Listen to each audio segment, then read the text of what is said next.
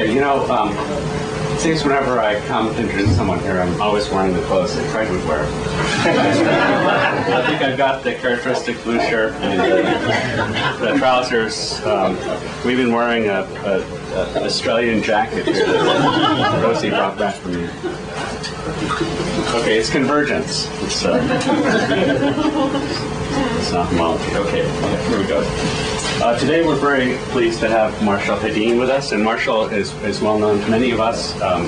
He's collaborated with a number of people in this room on many kinds of topics, including the biogeography of spiders in California and other groups.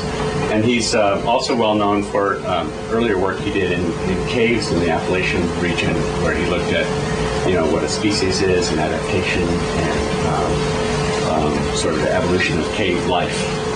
He's also worked on harvestmen, daddy longlegs, which is Jerry or anyone will know are not really spiders, but something else related to spiders.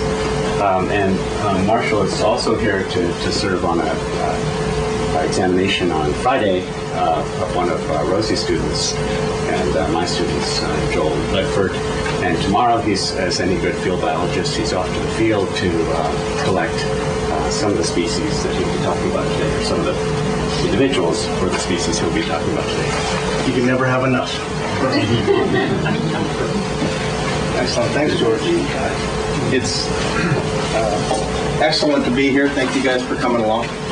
So this is a co-authored talk. I'm Marshal Hedin, but my co-authors include Jim Sterrett, who's a previous undergrad of mine, now a PhD student at UC Riverside, and his advisor, Cheryl Hayashi. And I'm going to talk to you about some studies we're doing on this spider species called Atypoides riversi.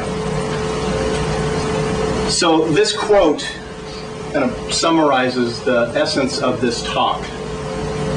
This talk is going to be about animals that don't move very much. They seem to have deep histories in California, and I think they can tell us a lot about the complex history of the region. Of course, this paper was about salamanders. This talk will be about spiders. Recently, in my lab, we've been working a lot on megalomorph spiders. Megalomorph spiders are a clade of spiders that are sister to the so-called true spiders. That clade includes about 2,500 described species in 15 families. We think there are perhaps up to 10,000 species in that group of animals. They include tarantulas, trapdoor spiders, and their kin. Big, bulky, beautiful, charismatic spiders. Megalomorphs are remarkable for lots of reasons. First, they have a relatively deep evolutionary history. We've done some molecular dating suggesting lots of Mesozoic divergence in the group. There are Triassic fossils. They're relatively morphologically conservative animals, especially at the species level, and they generally don't move around very much. So there's a lot of short-range endemism at the species level. They seem to retain a lot of biogeographic signal at multiple hierarchical levels.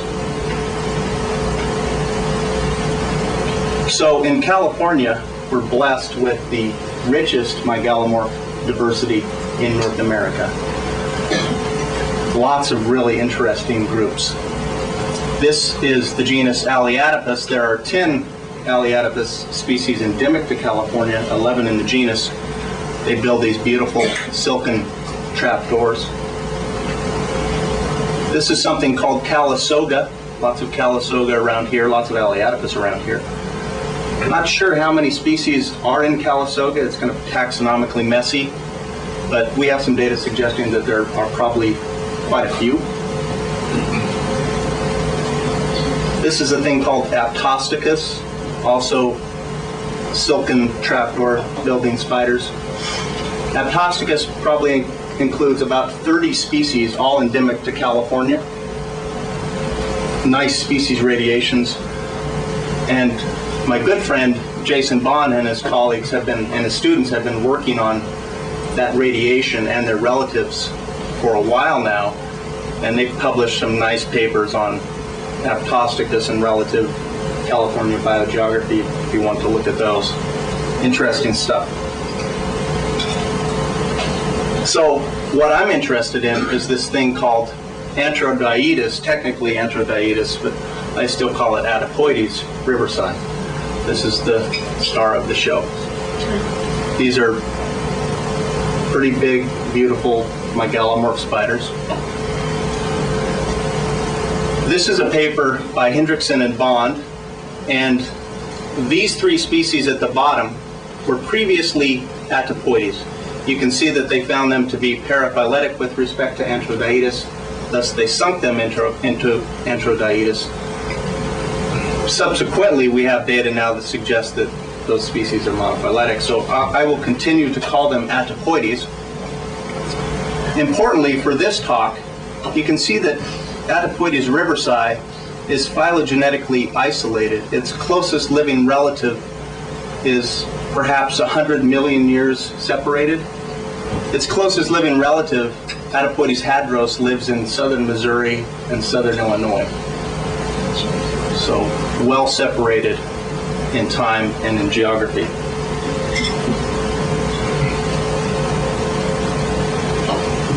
This is Fred Coyle. Fred Coyle is megalomorph systematist, a brilliant megalomorph systematist. He worked on Atypoides in the late 60s, revised the genus Atypoides.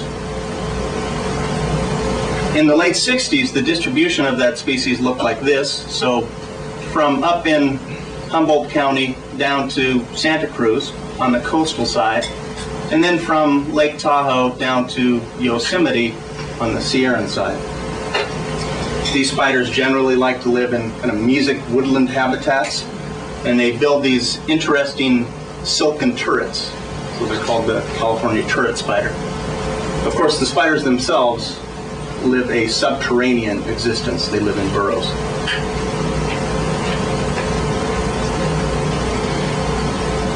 So Lenny Vincent, who did his PhD at Berkeley in the late 70s,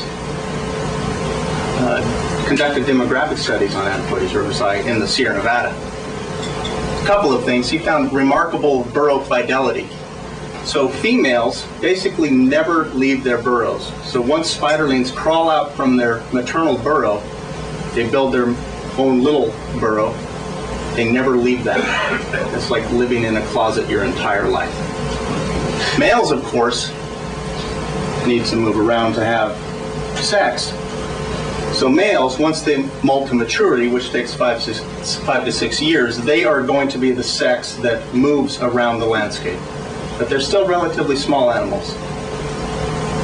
They also live a long time. So Vincent suggested that females can live up to 16 years. This is probably a slight underestimate. So you have spiders that are living up to 20 years, never leaving. They're like part of the landscape.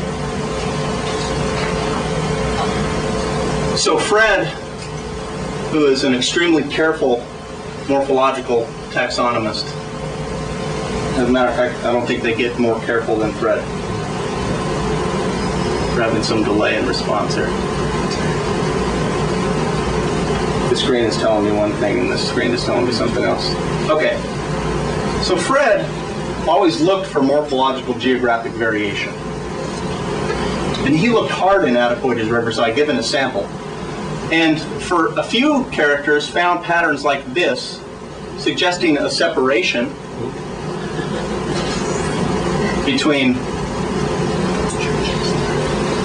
the coastal populations and the Sierran populations.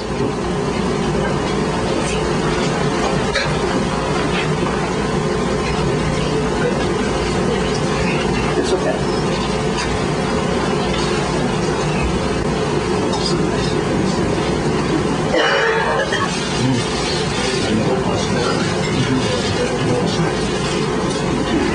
Okay.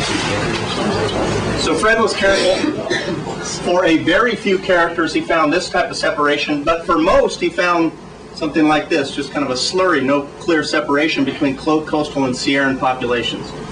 Ultimately, although he considered a two-species hypothesis, that is Sierran versus coastal.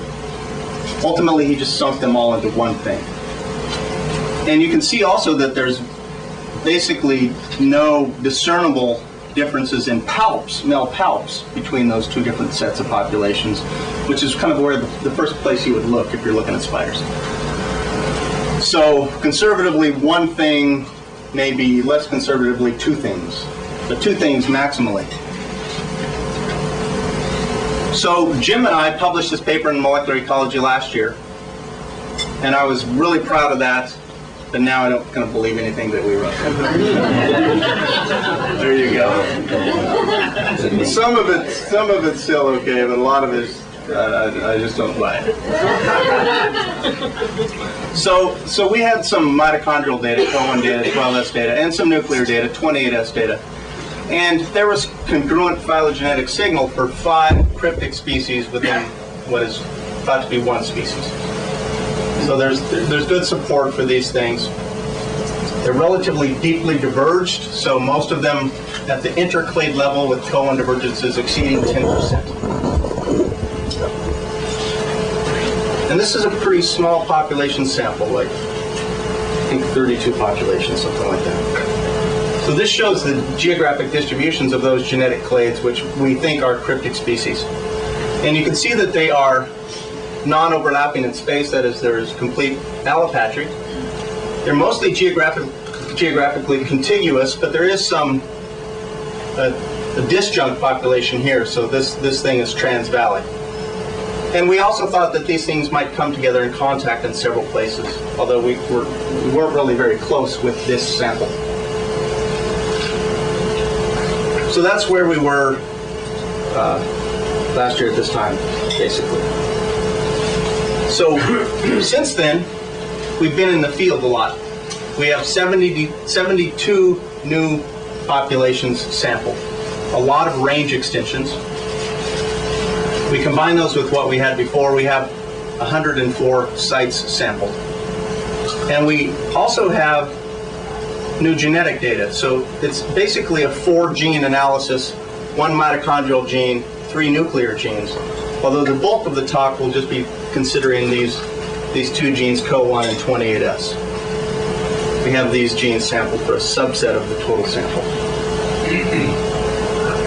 This is non-trivial. First you have to find the spiders, and you have to extract them from the burrows. So I'm proud of the amount of work that we've done here. Jim Sterrett loves to get muddy. He gets as muddy as possible, basically. He likes to collect spiders.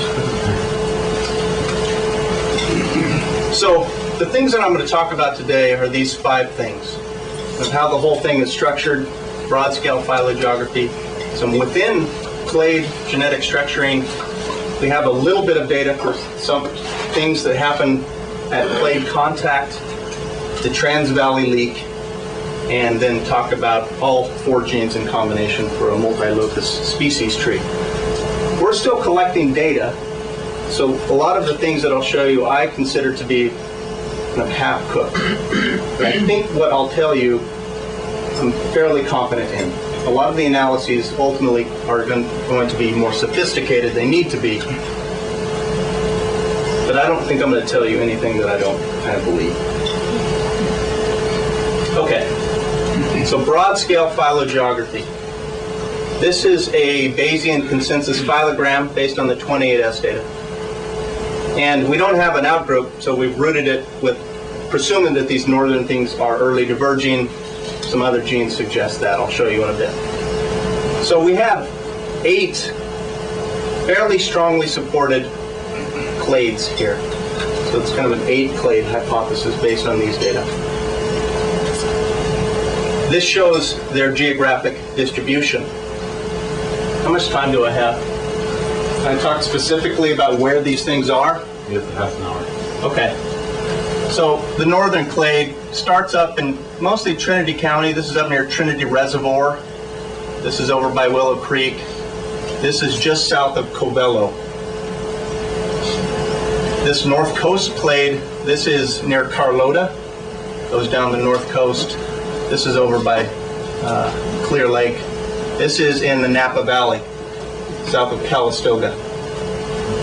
The Bay clade extends from up along the Navarro River down to Mount Madonna near Gilroy.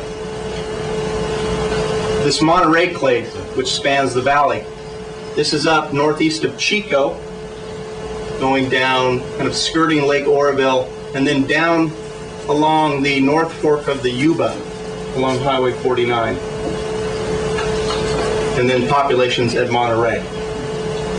The Valley clade, Sutter Buttes, things up near Lake Oroville, down to near Placerville, and then over here at Pinnacles, and then over south of Monterey.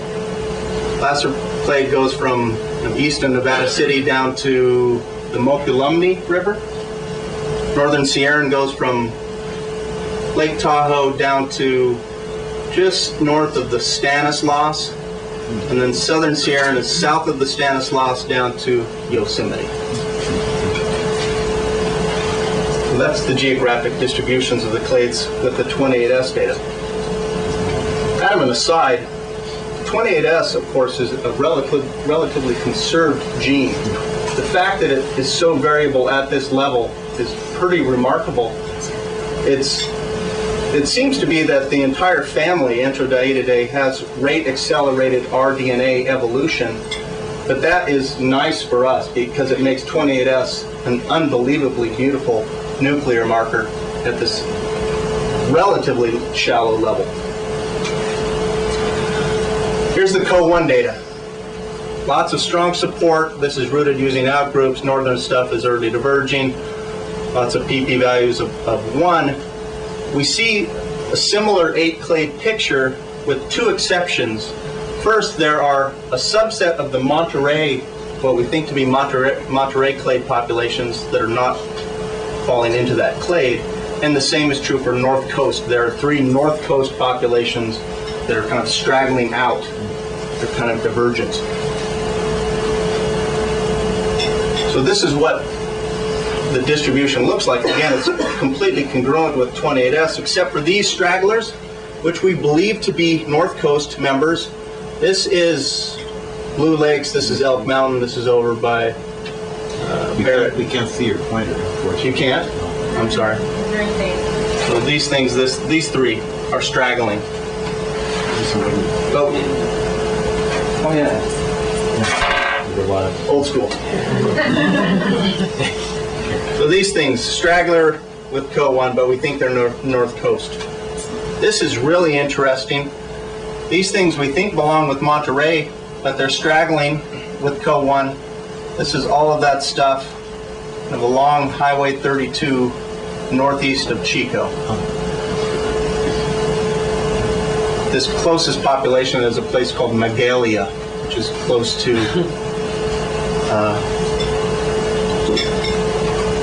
where's Magalia close to?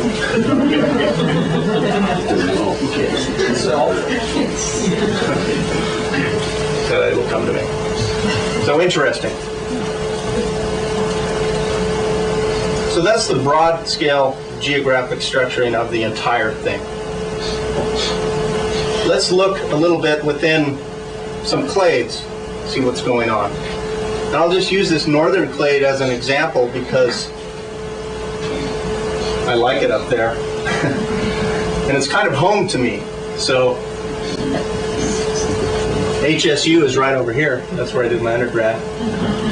And I was born over here on the flanks of Mount Shasta.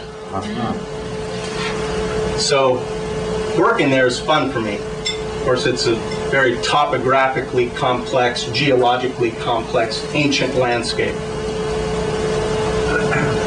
If you look at the CO1 data for the northern clade, there's a lot of genetic diversity and there is complete population subdivision.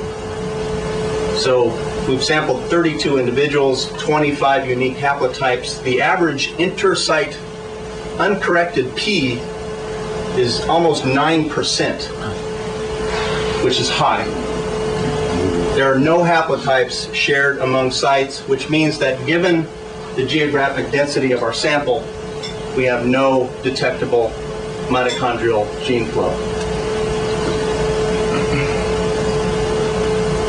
The same is essentially true for the 28S data.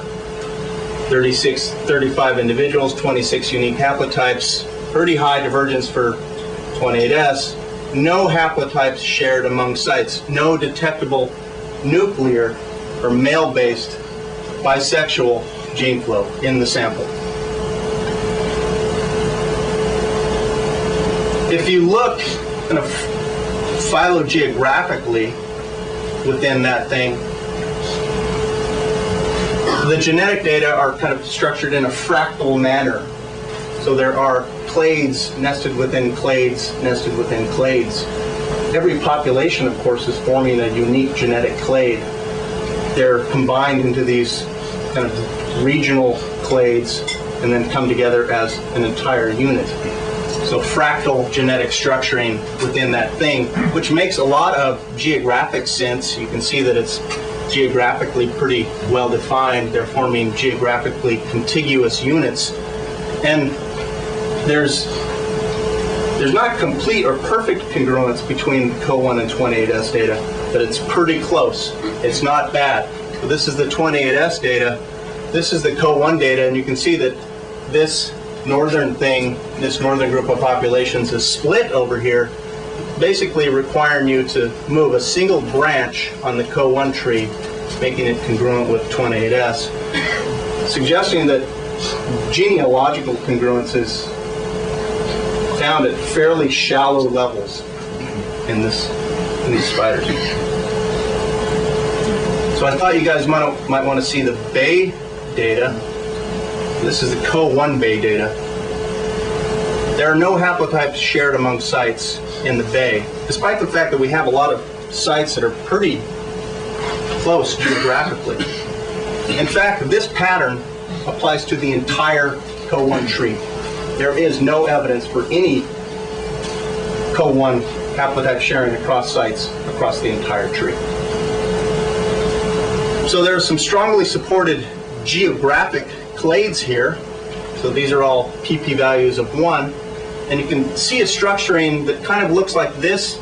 So this is north-central stuff here. And then it's close to south-central stuff here, plus Diablo there. So this is kind of the central group. And that central group is related to this southern stuff.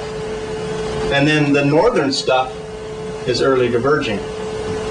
So central, then south, then northern.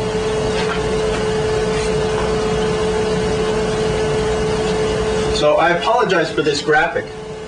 I scanned it poorly. So this is Batrachoceps attenuatus phylogeography. And I don't think that all of the clades, of course, correspond, because there's some things that we don't really see within the bay, of course, all this northern stuff and this eastern stuff. But there are some geographic breaks that I think may correspond. So these geographic breaks in Batrachoceps are found here south of Bodega Head, here just south of San Bruno Mountain, here in Dublin Canyon. The same breaks are perhaps found in Atypoides riversi, here south of Bodega Head. Certainly a break at San Bruno, because all of this stuff is up here. This stuff is connected down there. Maybe a break there, Dublin Canyon. This stuff to the north, this stuff to the south. We need to increase our geographic density of sampling in the bay, so that's what I'll be doing some tomorrow. So, clade contact. Turns out you're going to have to get pretty close. You're going to have to be doing geographically fine-scale sampling to see clade contact. And we've kind of tried in one place. And this is where the northern Sierran clade contacts the placer clade. This is along the south fork of the American River between Placerville and Lake Tahoe. So these populations are on the north-facing slopes on the south side of the river there. So our transect looks like this, where we're going from a place called Sand Flat, T1, T2, T4 to Alder Creek. Between T4 and Alder Creek is about 3/4 of a mile. We don't have a ton of data here, but the CO1 data that we have suggests that first, all 4 of these sites are genealogically exclusive at this really fine geographic scale. So the haplotypes in those sites are not shared across sites. And there's a surprising amount of genetic diversity in this little network. So up to 30, 35 between T1 and T2. But then, of course, there's this sharp genetic break. As you go from T4 to Alder Creek, you have to span over 100 mutational steps. So somewhere in this patch of forest, those colonies of spiders from different clades we think would be coming together.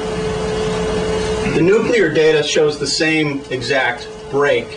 So this is T1, T2, T4, sand flat. Of course, there's not as much variation in 28S. Basically, all of those things sharing the same haplotype, but there's that sharp genetic break right there. So something is happening right there. We don't really know yet. There's no evidence, of course, that there's gene flow across those clade boundaries right now. Okay, the Trans-Valley leak. Of course, the Trans-Valley leak is well known from some vertebrate taxa in California. The Trichoceps attenuatus, the Sierran populations are recently derived from bay populations. Incentina xanthoptica, same story. In both of these, it seems that the directionality is from west to east. It's occurring at about the same latitude, and it seems to be relatively recent in time. So the Trans-Valley leak is recent in time, perhaps, for example, Holocene in Incentina. It's not the same in Atypoides. The Trans-Valley leak in Atypoides has occurred in parallel, which is cool. So both Monterey and Valley have Trans-Valley leaks, and the phylogenetic data suggests that the directionality is from east to west. The eastern stuff is paraphyletic with respect to the western stuff. So these two populations here, Megalia and Feather River, are most closely related to this Monterey stuff. More closely related than they are to the rest of the Monterey stuff. The same is true for Valley for 28S. These 3 populations are more closely related to the western populations than they are to other eastern populations. And that paraphyly is relatively strongly supported. Relatively strongly supported. The CO1 data is perhaps not as easy to interpret.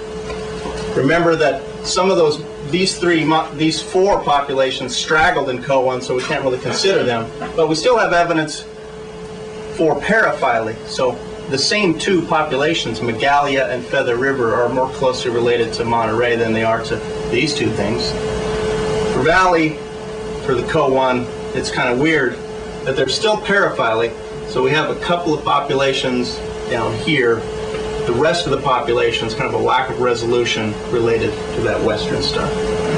I think it's pretty clear that the directionality is from east to west, and it has occurred in duplicate. So, how did this happen? This is when you can start throwing stuff at me. This is what we're thinking about right now. We think that those populations would have crossed the valley from east to west in the time window between 0.8 million years and 2 million years. In this time window, we think that, of course, the Sierra Nevada was relatively uplifted. It was catching a lot of moisture. There was going to be large rivers draining out of that, and those freshwater riverine systems would have drained in the vicinity of Monterey. So things near the Feather River, for example, we think would have been dumping out near Monterey. We think this stuff is too deep because the Central Valley would have been an inland saltwater seaway beyond 2 million years. And we think that this stuff is too shallow because, of course, we had the break, the riverine systems breaking to the San Francisco Bay at about 600,000 years ago, and perhaps the valley itself occupied by Lake Clyde to maybe 0.8 million years ago. So this is the kind of time window, and we think they would have crossed somehow. So a couple of things that might suggest. The first is that we should expect population genetic structuring in the West, because we expect them to be at least 800,000 years old. If we look at some populations from the valley for CO1, we see that there is population structuring, and quite a lot of it. Okay? So a good amount of divergence across those populations genetically. And if we look at the average east to west P distance between this western stuff and the eastern stuff, it's at about 4.3% uncorrected P for CO1. So we don't really know how fast this gene is evolving. If it is evolving at a standard rate for arthropods, about 2.3% pairwise per million years, that would place this divergence at between 1 and 2 million years. So it's making sense with that reconstruction genetically, but of course we need to do much more sophisticated analyses here.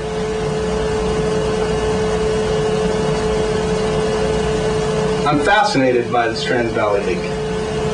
There are lots of things I think we can ask about this, and they're all pretty interesting to me.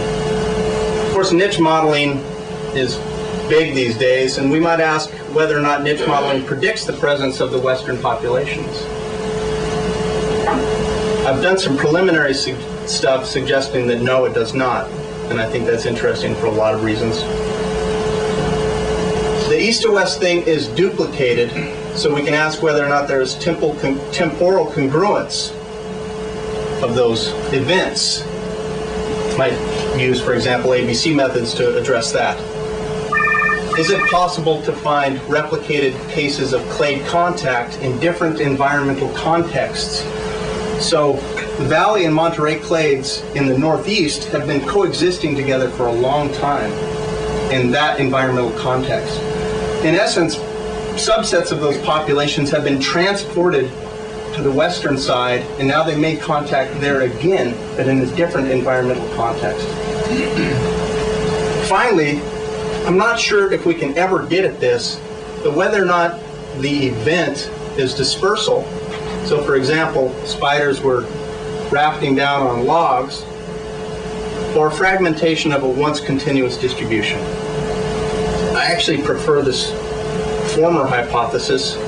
I think that you can take burrows that would have washed in with major flooding events along root wads, and those spiders can float down the river, maybe land somewhere near Monterey.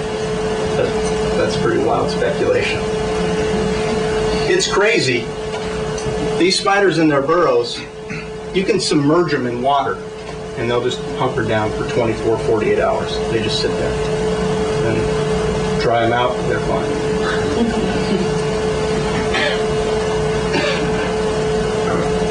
So, finally, this multi-locus species tree. So we have 2 genes suggesting 8 clades. What are the other genes telling us? This heat shock protein, which is intronic data, suggests 8 more or less, with a couple of exceptions. First, Valley is paraphyletic with respect to placer, and Northern Sierran is paraphyletic with respect to Southern Sierran. We think those are closely related sister clades, so we may expect some incomplete lineage sorting, for example. We may expect some paraphyly, but it's not as clean as it could be there. You can see also that the Monterey thing with Western and the Virgin Eastern is recovered. EF1G data, partly exon, partly intron, really nice data. It's rooted using an outgroup, northern stuff early diverging, almost all of our clades recovered. North Coast, of course, is not technically recovered as a clade here, but a rerouting within this would solve that problem. The same is true for placer. So that's pretty nice data suggesting that those same 8 clades exist. We put all of that data together, and we're starting to get, I think, a pretty clear picture of what the clades are and how they are related to one another. And there's a lot of strong support along this backbone. So we think that northern Sierran and southern Sierran things form a clade pretty clearly. Bay, north coast, the posterior probability there is not as high as it could be, but I think there are any genes that really contrast with that. And then valley and placer seem to be sister taxa. That's interesting to me because now we can kind of think about where in this group of spiders things would be coming together as close relatives. So sister contact, North Coast Bay, Placer Valley, northern and southern Sierran, versus things that are in contact secondarily, necessarily. So northern, north coast. Again, Monterey Valley replicated, and then Placer, northern Sierran. So you have kind of perhaps multiple stages of divergence, but things coming together at those multiple stages of divergence. I'm still perplexed as to what determines where these things come into contact. I guess it's probably a combination of things. Environmental gradients, perhaps. Maybe it's just random in space. Maybe they're responding to paleo-environmental factors. Like I say, maybe a combination of those things. This is just an interesting observation that I made. You map the western edge of the northern clade. The western edge of the northern clade coincides almost perfectly with this reconstructed Miocene shoreline. At that point in time, all of this habitat out here would have been ocean. So that northern stuff was perhaps just out on the edge of the ocean. This habitat became emergent, let's say 5 million years ago. These things do not seem to have moved from where they were, and instead this north coast stuff has invaded this habitat.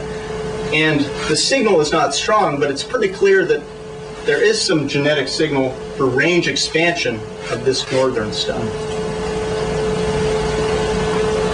Also, of course, you know that like the Eel River is flowing in almost the same exact place. One can think that perhaps it's the eel and not this paleo shoreline. But these populations are on the east side of the eel. This is just conjecture. We need a lot more sampling there, but I think it's pretty interesting. And I think that the complex is this old. I think that is the case. So, and where we're going, in addition to continuing to go into the field and collect more populations, I was thinking about it this morning. We have 100 populations now. To really get at some of the questions that we're interested in, we'll maybe have 1,000 populations in the end. It'll be just a beautiful thing. It's a lot of dead spiders, but they're doing okay, mostly. And I can imagine 1,000 population data set that will provide so much kind of fine-grained detail into the history of the region. It's really exciting. But some of the things that we're going to be doing shortly, so niche modeling is going to come into play in a couple of different ways. That'll be interesting.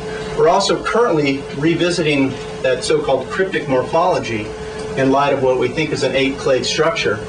Like I said before, Fred Coyle is an amazingly detailed megalomorph taxonomist, and he didn't really see very much. So it's not going to be easy. And we don't have males from a lot of these places. We need to collect those. But there may be something there. Further fine-scale phylogeography. these things are diverging at such a fine spatial scale that I don't think you can ever really get too fine of a sampling regime. And then study contact dynamics at various stages of divergence. Okay. I'd like to thank NSF for funding to my lab and Jason Bond's lab, and NSF funded some of Cheryl's lab where Jim's continuing to collect data, permits from state parks. Various people helped us to collect, including my man Steve Liu. And with that, I'll take questions. Thank you guys very much for coming.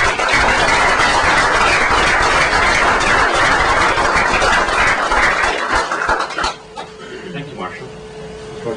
Hi there. Given all your potential contact zones, what do you know about the mating behavior of these things to give some idea of what might be happening in those places? Seems like that's pretty critical. Yeah. Well, so the males are molting to maturity, leaving their burrows, wandering. No one's done studies on these spiders per se, but in other megalomorphs, those males would be responding mostly to chemical cues to find female burrows. And then once they're there at the turret, they're going to use a combination of tactile cues and chemical cues. But really, no one's studied it at all, and it would be a pretty difficult thing to study, because you're basically going to have to go into the field and be lucky enough to find a wandering adult male. I think Fred maybe found a wandering adult male courting a female. Well, you could do choice experiments in a lab situation with wafting pheromones down the Yeah. tunnel or something.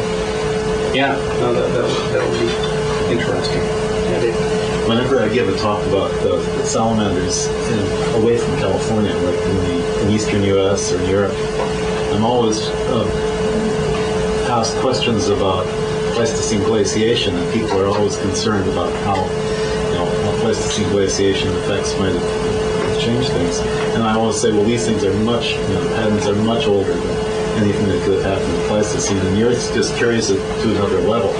And it just seems to me that what you're suggesting is that these distributions, these things have been in place, essentially where they are right now, for tens of millions of years and more. How do you account for that? I mean, it's even worse than in the salamanders. How do you account for this tremendous inherent stability through time?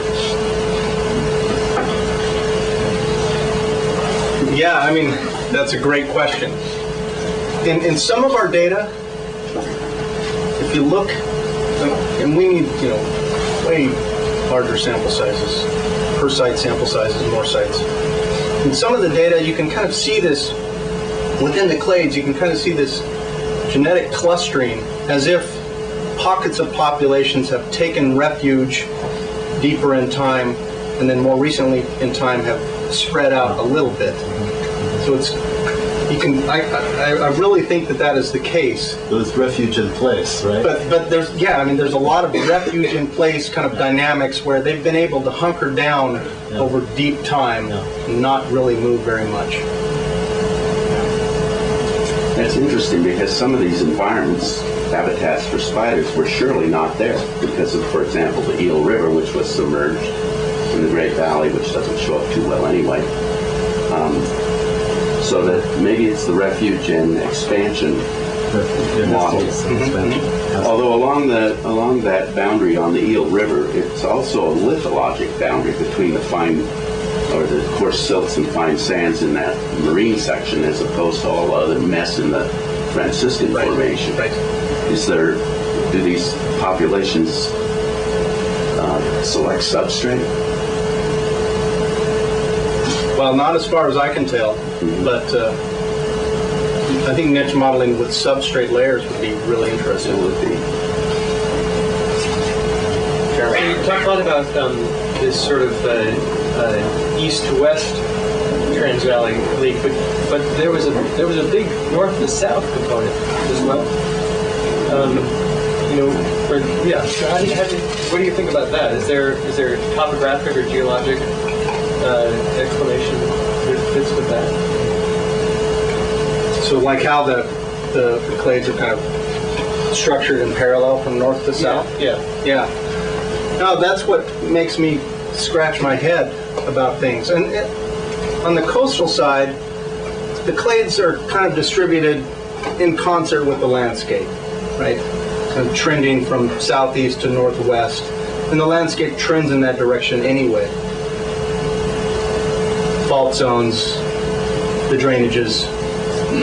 But if you get on the western side, like up near Monterey and Placer, those things are, the clades are spanning multiple river basins from a north to south direction. They're not responding to those deep canyon, riverine basins, at least in the north, like I expected them to.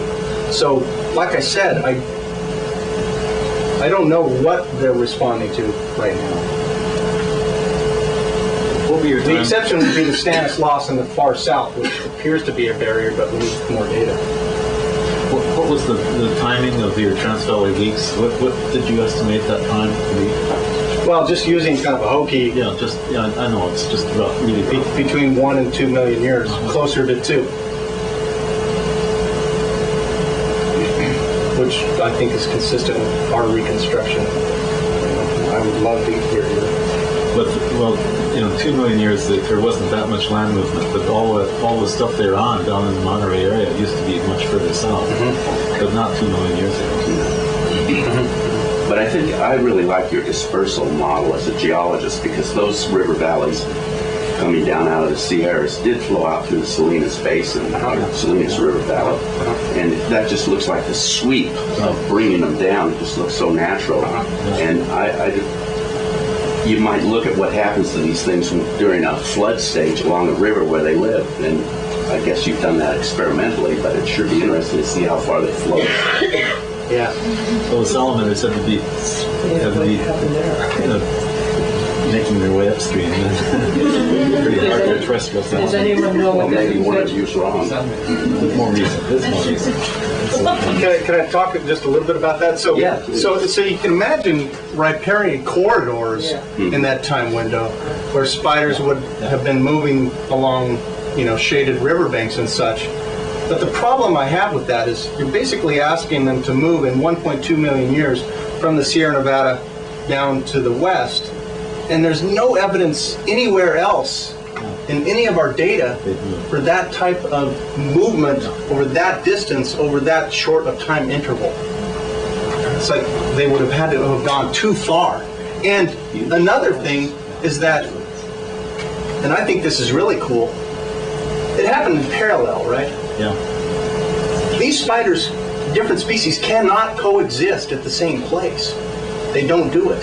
It's total ecological exclusivity. So you're basically asking two kind of clades to kind of work down the riverbank over that short time interval in parallel, fighting one another for space, and I just don't see it. That is just too far-fetched for me. Oh, but they could be, as I imagine it, swept down in one season. No, that's why I think the log rafting hypothesis is more Well, big more massive plausible. vegetation like Exactly. that on the Exactly. rivers in South America. Exactly. Or a combination of riparian refuges. But we need You only have to do it we once. need samples in some tough places. I mean, get like east of the Gavilan range. It's pretty dry out there. It's not easy to find spiders. The east side of the Bay ranges, they're hunkered down. It's like the Holy Grail. You're searching for the spider that's going to tell you the answer. Well, then why They're not easy are to you find. bothering with ecological niche modeling? Because if you're going to try to predict what's going to happen with climate change, you're just going to sit there. Yeah. No, I mean you're right about that. You're right about that. I have reservations about whether or not it's even applicable to the. I mean, I would like to look into the substrate stuff. But Yeah, that in essence, these things kind of construct their own niche. They don't care where they are. And that's be something to eat. yes, you're right. So they aren't, just isolated from the rest of the system. But they eat. And it has to be moist enough. What do they eat? It has to be moist They enough. don't eat a lot either, do they? They have pretty slow metabolic rates. They don't have to eat a lot, but they're eating other arthropods that are wandering onto those turrets. Any old kind. Anything will do, right? Pretty much.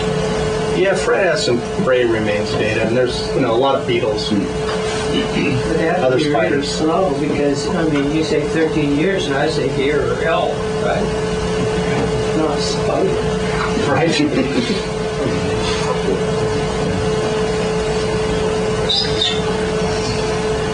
Well, thank you, Marshall. That was great.